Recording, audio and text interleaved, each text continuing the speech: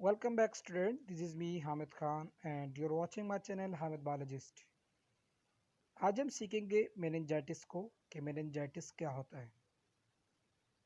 Meningitis के हम causes पढ़ेंगे, clinical diagnosis, sign and symptom of meningitis को हम डिस्कस करेंगे।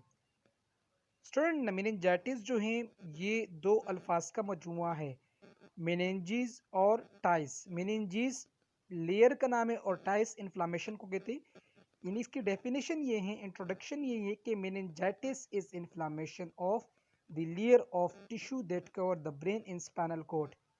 यानी कि उन लेयर्स की इन्फ्लामेशन जो ब्रेन और स्पाइनल कॉर्ड के आउटसाइड मौजूद होते हैं, यानी कि ब्रेन और स्पाइनल कॉर्ड को सराउंड करते हैं। इसकी इन्फ्लामेशन को हम मेनिंजाइटिस कहते हैं। मेनिंजाइटिस की कॉजेस की बात करें तो मेनिंजाइटिस बैक्टीरिया से भी कॉज हो सकता है, स्पेशली नाइजीरिया गोनोरिया और स्ट्रेप्टोकोकस नमूनिया। ये बैक्टीरिया हमारे ब्रेन के अंदर न्यूरोलॉजिकल डैमेज करते हैं, अपने कॉलोनी को बढ़ाते हैं और जिसके नतीजे में मेनिंजीज लेयर की इन्फ्लामेशन होती है। इसके अलावा ये फंजाई से भी हो सकता है और नॉन इन्फेक्शन से भी हो सकता है, यानी कि ड्रग्स लेने से भी ये हो सकता है। यहाँ पे हम इसके लेयर को डिस्कस करेंगे, स्कल के सराउंडिंग, ब्रेन के सराउंडिंग लेयर्स को। तो सबसे आउटर मोस्ट पार्ट जो है उसे ड्यूरामीटर कहते हैं और इनर पार्ट यानी कि मिडल पार्ट उसे हम आर्कनोइड मेम्ब्रेन कहते हैं या मिडल मेम्ब्रेन भी कहते हैं, जबकि मोस्ट इनर पार्ट को पायामीटर कहते हैं।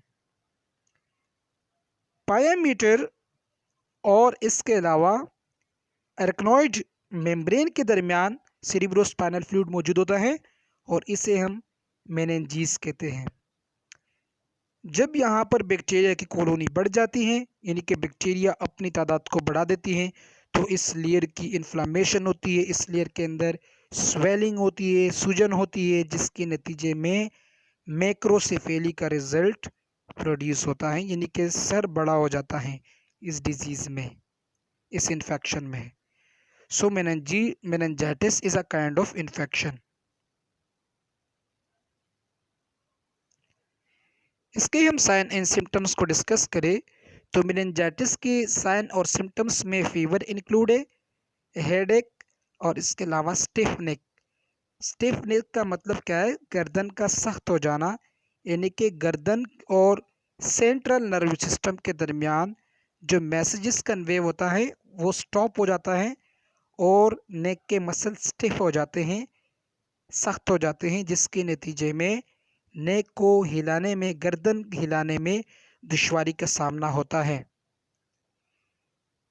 इसके अलावा इसके सिम्टम्स में इम्यून सप्रेस भी शामिल है, यानी कि इम्यून सिस्टम जो है वो डिक्रीज हो जाता है ऑर्गेनिज्म का मेनिंजाइटिस इन्फेक्शन में।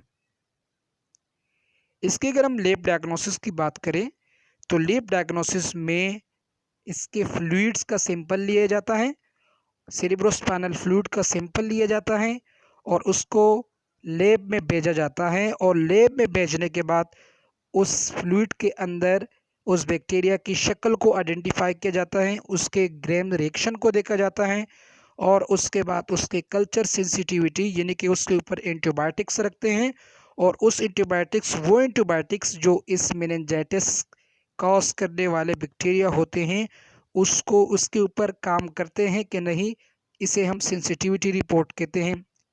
इसके अलावा सीटी स्कैन से भी पता चल सकता है कि ब्रेन के लेयर के अंदर इन्फ्लामेशन है कि नहीं, यानी कि फ्लूइड के अंदर इन्फ्लामेशन है कि नहीं, ये हम सीटी स्कैन से भी डायग्नोस कर सकते हैं।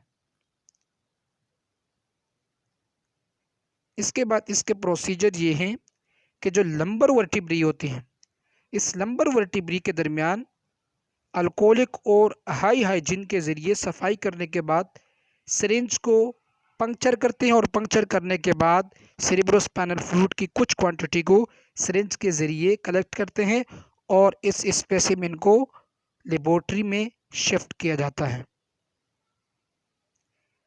अदर फैक्टर्स में सार्कोइडोसिस शामिल है और बिशेट सिंड्रोम, और ब्रेन कैंसर शामिल है।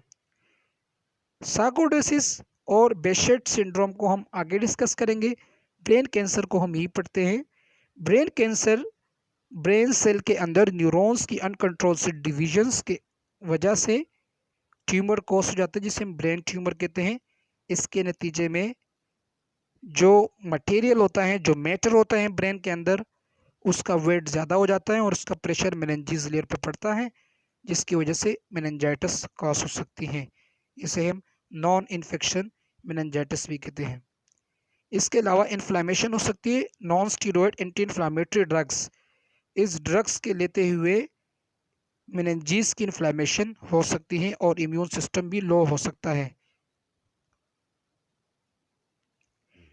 सार्कोइडोसिस की अगर हम बात करें तो सार्कोइडोसिस जो है वो डिजीज़ है जहाँ पर इन्फ्लामेटरी सेल की एक्यूमुलेशन होती है, और ये इन्फ्लामेटरी सेल जब एक्यूमुलेट हो जाते हैं बॉडी के अंदर, ये मेनिंजाइटिस के ऊपर प्रेशर डालते हैं, जिसकी वजह से सार्कोइडोसिस डिजीज़ होती है। ये भी नॉन इन्फेक्शन मेनिंजाइटिस है। बेशेट डिजीज़ क्या है? बेशेट डिजीज़ जो ये क्रॉनिक ब्लड इन्फ्लामेशन, यानी कि जो ब्लड की इन्फ्लामेशन होती है उससे होता है, और इसके साथ साथ इसकी सिम्पटम्स में जेनिटल सोर, स्किन लेशंस और आई प्रॉब्लम्स होता है। टाइप्स की अगर बात करें तो acute bacterial meningitis, viral meningitis, non infection meningitis, recurrent meningitis, सब एक्यूट और क्रॉनिक मेनिंजाइटिस है। आप सिटी स्कैन को देख सकते हो। सिटी स्कैन के अंदर जो कैविटी है जहाँ पे ब्रेन पाया जाता है वो कैविटी बिल्कुल कम है, जबकि सेरिब्रोस्पाइनल फ्लूइड की मिकदार बढ़ गई है, मेनिंजेस लेयर इन्फ्लेम्ड हुए हैं। बहुत बहुत शुक्रिया। आज के मेनिंजाइटिस को उम्मीद रखता हूँ कि आपने आसानी